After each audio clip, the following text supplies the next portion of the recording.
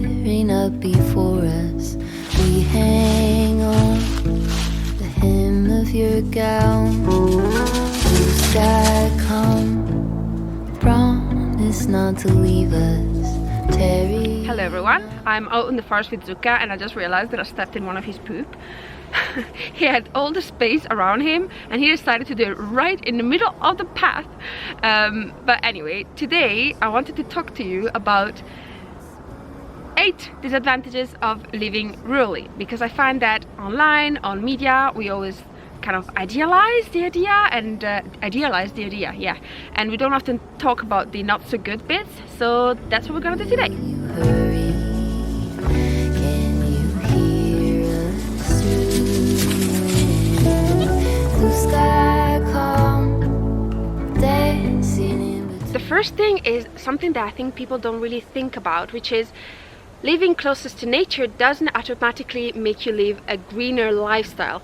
So there's this trend right now, and I put myself in it, of people moving away, buying land to grow their own food, to lead a more sustainable lifestyle closest to nature and consume less and be less impactful. And sometimes I find myself making less green choices because of the place I live, because everything is so far away and there's nothing nearby. So if I want to go to the shop, if I want to go see friends, if I want to go to the doctor, do anything that a normal human does, I just need to take a car. So I am heavily reliant on my car. I do have an electric bike that I do use to go to the post office, because there's one at about 35 minutes by bike, and so I do use that a lot. But for anything else where I need to go to the closest town, I have no other choice by using my car or motorbike. And if I was to live in a city, I could probably walk to most places. I could take public transport. I could car share, or like ask for a lift to a friend. I could use an Uber. I can do anything of those things. Another example is that I do try to buy anything that I need secondhand. So I look first if I can find a secondhand, and if really I can't find it after an extended period of time and I really need it, then I'll buy it new. However, since I live about an hour away from most secondhand shops, sometimes I'm like, do I risk driving an hour to a thrift shop and risk not finding it, or do I just buy it new from a local shop? And it's like, what is the best option? Like, of course I would like to have it secondhand, but by driving an hour I pollute more, and I don't even know if I'm gonna get it, you know what I mean?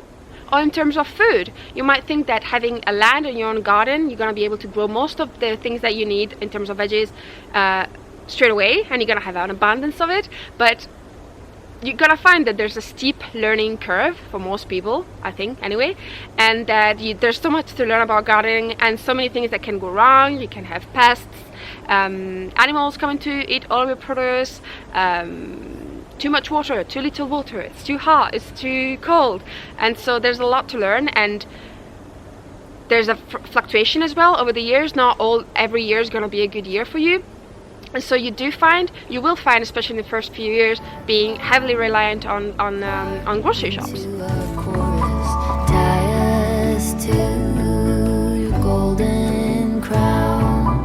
Blue sky come, promise not. The second disadvantage is making new friends and also maintaining old friendships. I moved back to Italy, so I do have friends that live like an hour to an hour and a half away, which is great, but I find myself not seeing them very often. That's being an adult, first of all, but also not everybody likes driving mountain roads to come to my house. Not everybody likes to, you know, help digging up potatoes, or like sleeping in a house infested of bugs. I'm gonna talk about bugs later on, so it is definitely something to consider. And also I found it really hard to make new friends, because first of all, there's no people around here, but second of all, the people that are left are usually the older generation. The younger generation moved away a long while ago, and if there is any young people, it's usually people that I don't have a lot in common with. I'm going to talk about that a little bit later on. And if you go to a town, and maybe you go to events or courses where you can meet like-minded people, then if you want to deepen that relationship, you have to organize to go for coffee or something. And to go for coffee, it means they have to drive 40 minutes just for coffee, and you're like, is it worth the effort? I don't even know this person. Whilst in a city, you could just say, let's grab a beer after work, and you just go to the pub, have a chat, go home, and that's it. It's not a big deal, you know. I know that there are communities of people that move in an area and buy land and try to build a community together, and that's great. It's not the case here at all, although I'm trying to like tempt all my friends to come and buy a piece of land here and build a little cult of potato growers. But definitely, if you are an extrovert, you need a lot of friend time, then consider where you're moving into, because making friends as an adult is already difficult, and if you live in a place where your only neighbors are deers, then it's gonna be pretty tough.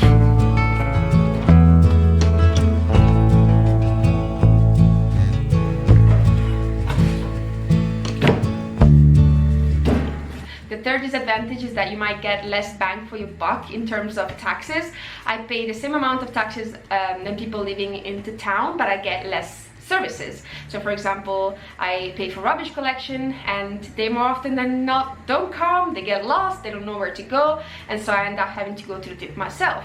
Or road maintenance, I pay for that as well through my taxes, but there aren't any around here. Or if it snows, I know that I'm gonna be the last one that's being taken care of, so if you have to go somewhere, it can be a little bit frustrating, but it's totally understandable, because obviously the council is gonna give priority to where there are most people, and you know, far away rural places where there's just 15-20 inhabitants, then are gonna be lower on the list.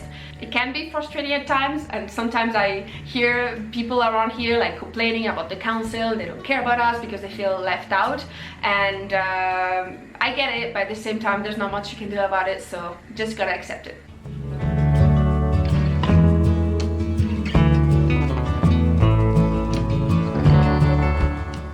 Disadvantage number 4 is something that I talked about on the last video, which is everything breaks all the freaking time, and you need to learn how to fix things. And this is true even in a normal setting, like things in the house break occasionally, but when you have a homestead or like a piece of land, then you use a lot more tools than you would in a normal life. Even if it's not a power tool, even a sickle, you need to know how to sharpen it, otherwise it won't cut anything. And of course the chainsaws, I learned how to sharpen the chain. The grass trimmers, sometimes they don't start up, and you need to know why and like figure it out and troubleshoot. And there's just a lot of things I need to learn, and it's the same thing as for the gardening. There's a steep learning curve at the beginning where you feel like you don't know how to do anything, and anytime that you need to fix something, it's gonna take days. And of course there's people that do that as a job, but they're usually far away, expensive, and it takes you longer to get the tool back. I've definitely been battling with this, and I try to tell myself that with time I will get to know all the most common issues and how to fix them, but rest assured that there's always gonna be something new that you need to fix.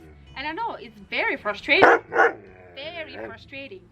I'm making a gift for a friend, so I can't quite share what it is because sometimes they watch the videos. But I am wearing the jumper that I shared in a video I was making, and I wasn't so sure about it. But now I've been wearing it quite a lot, and it is very warm. And the only thing is that the armpits are really low, so anytime that you kind of raise your arms, then the whole thing comes up. But other than that, I'm quite pleased with it. Very proud of my first wearable jumper. Something else that you might miss living away from cities is access to entertainment and cultural events, whether that's theater, concerts, I miss concerts, cinema. There might not be a lot close to you. So for example, there's a cinema, isn't that far from here. It's only 1 hour. If you think about it, that's not that much, but I am not gonna drive an hour to go to the cinema and an hour to come back. To me, that's not a justifiable use of fuel. And don't get me wrong, most of the time I'm absolutely content just having the mountains as my playground, but you know, in winter or when it rains a lot, then I do think about, you know, cinema or like going to art exhibitions, that kind of thing. The same goes for courses, whether you want to go to yoga lessons or a pottery course or learn a new language, then it might be difficult for you to find something that it's a reachable distance. But I have the perfect solution for you, which is Skillshare. Skillshare is the largest online learning community for creatives with tens of thousands of online classes and members across 150 countries. On Skillshare, you can find classes on a wide range of topics such as film and video, illustration, photography, and fine art. There is also an abundant selection of DIY lessons, my favorites, so you can learn knitting, crochet, embroidery, pottery and much more. I've been wanting to try natural dyeing for a while now, so I finally took the jump and took the class Natural Dyeing, Bundle Dye Fabric with Vibrant Natural Color by Casey Gallagher. This was a super easy and clear intro to natural dyeing, and I was actually able to make my first kitchen towel using marigolds from my own garden. Skillshare classes do encourage you to create and share a project after completing a class, so you can learn by doing and also get feedback from teachers and other members. The classes are organized in bite-sized segments, so you can learn at your own pace and go from beginner to pro in no time. And for those of you who are wanting to elevate your career or start a new side hustle, Skillshare also has classes on entrepreneurship, freelancing, marketing, social media and productivity. I've been using Skillshare for the past 4 years now, and it's the place I go whenever I'm curious about a topic and want to learn more. And I've encouraged already all my friends to go and try it, so now it's your turn. You can go ahead and click in the link in the description bar to get 1 month free trial of Skillshare. And when you find the class that you love, then let me know so I can take it as well. I think tonight I'm gonna cook one of my cabbages. It's the only thing that has grown in my winter garden. This one looks good. Oh, look at it, it's huge. I'm not a huge fan of generalizations and stereotypes, but I will say that I do feel that there's a bit more of close-mindedness in smaller rural areas, like that small town thinking, and that makes sense because a lot of people never left the area, so they haven't really seen what the world looks like in other places. And I'm not saying they have to travel all over the world to be open-minded. You can very well be staying in the same place and be curious about other people and how other people do things and be, you know, very open-minded. So, but I think there is a correlation between the two, and there isn't much multiculturality, much diversity, so people might be a bit suspicious with foreigners or with people that don't look like them. Sometimes I will hear stuff and I'm like, whoa, there's still people thinking that way, and it makes me very uncomfortable. And sadly, this is not only for older generations. There's a lot of young people that have very retrograde ideas as well. And I don't know if this has to only do with living rurally, the area where I am in Italy. So let me know if you live in a rural place, how it is where you are.